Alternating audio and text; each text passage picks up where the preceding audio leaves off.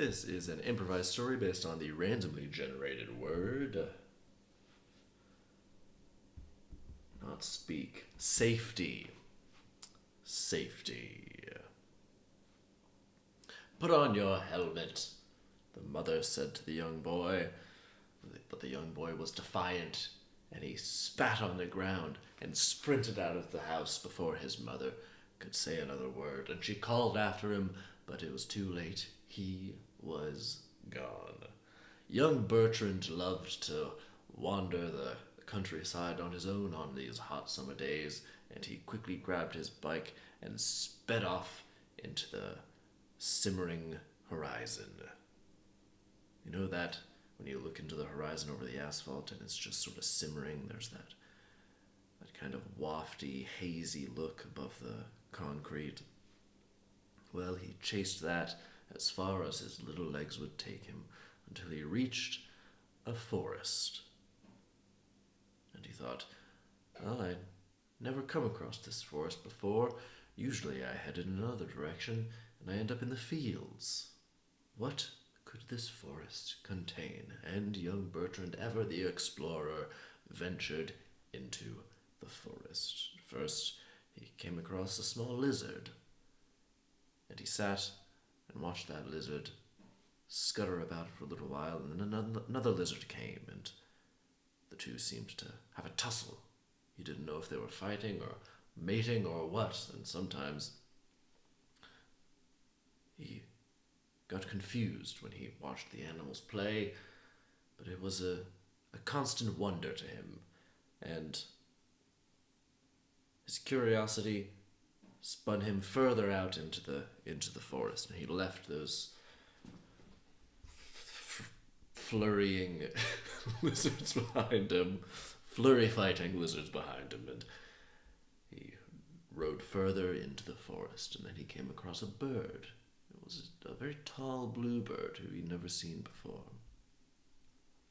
And he watched this bird for a while, and the bird swept down and grabbed an insect in its beak, and then went back to its perch and munched on it for a while. And then he saw another bird come by and swoop down and grab another little mosquito out of the air and swoop to its own perch and sit. And this was a red bird. And the bluebird sat on one perch, and the red bird sat on another. And they looked at each other, and they sized each other up, and they looked down at their killing fields where their prey fluttered about, unknowing of the impending doom looming above them. And occasionally one would fly down and grab one, and occasionally the other would fly down and grab one, and they were always sizing each other up, but never knew whose was whose. It was a tepid agreement among rivals. And then at one point, the red bird just flew away. And following the red bird's path, the young boy got back on his bike and carried on into the forest. And the forest became darker now. And young Bertrand, he realized that the sun might be setting. He couldn't tell for certain if it was the sun or if it was simply a dark canopy of the trees. And then he came across two donkeys. This, of course, was quite puzzling to Bertrand, because donkeys weren't a wild thing, were they? And so he looked around, and there were no structures. There were no wagons or carts that the donkeys could pull. There was no sound of the thwacking of a axe against a tree. He didn't know how these donkeys had come to be where they are. And they looked back at him, almost dumbfounded by their own presence deep in the forest here. And he said, "What you doing out here, donkeys? You just a bunch of two silly donkeys lost in the forest." And they didn't say anything, of course, because they're donkeys, but they stared back at him to say, "Are you not just as lost as we?" And with a sudden realization, Bertrand turned around and realized that the path he had taken, while it had seemed so straight and and clear on his way out. Looking back, the trees looked different from this way, and the route he'd taken was lost. And then he looked back to the donkeys and realized they were one and the same. And what were they to do that night? And the light began to fade, and he thought, well, should I stay here with the donkeys, or should I try my luck and head back through the forest? There's no guarantee I would even find my way back. Perhaps I would just get more lost than I already am. And so he leaned up his bike against a tree, sat down, took out a little bar of granola from his pocket, and munched on it. The donkeys grazed at the grass, and the night fell. The donkeys didn't seem to mind his presence, but rather welcomed it, and they trotted up to him and laid down at his feet. Do donkeys lay down? They don't sleep like that, do they? Don't they just sleep standing up? Well, these donkeys laid down. They laid down at his feet, and the little boy rested his head on one of the donkeys, and there he slept.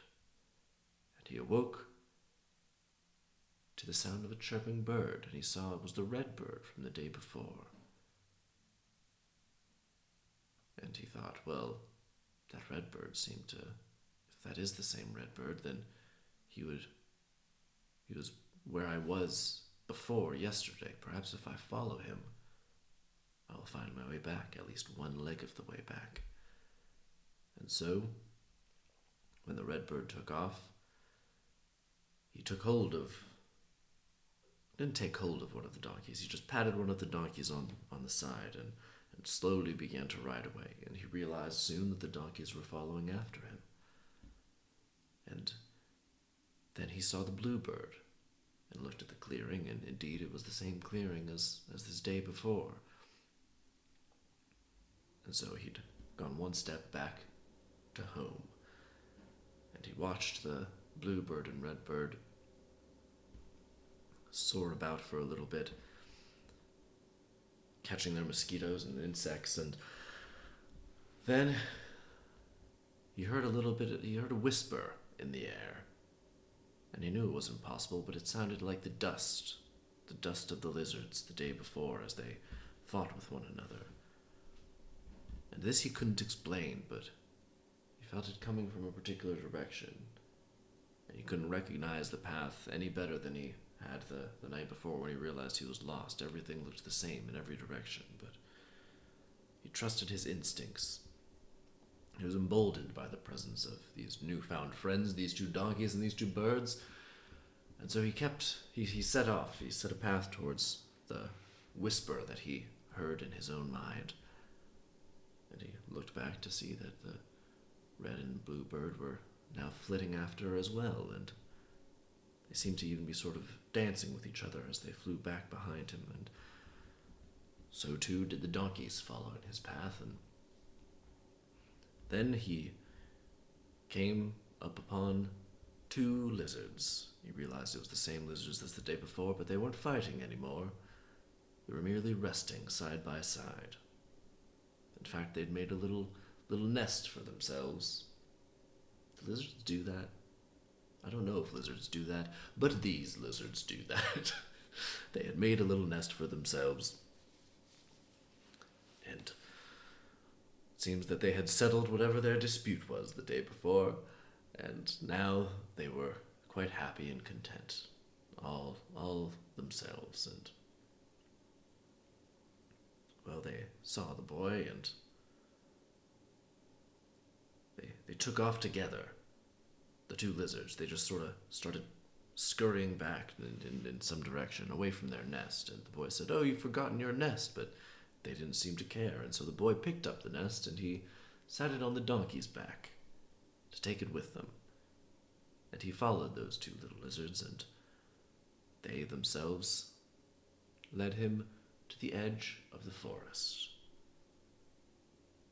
And the sun was high in the sky, and on the horizon There's no asphalt, but now in the horizon he saw just a very short golden grass, and he saw the heat rising off of it, and he knew where he was. And it wasn't exactly where he'd come into the forest the day before, but it was a new place.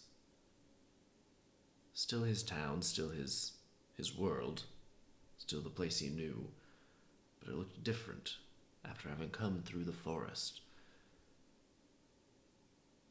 And he set off towards where he knew the town to be, and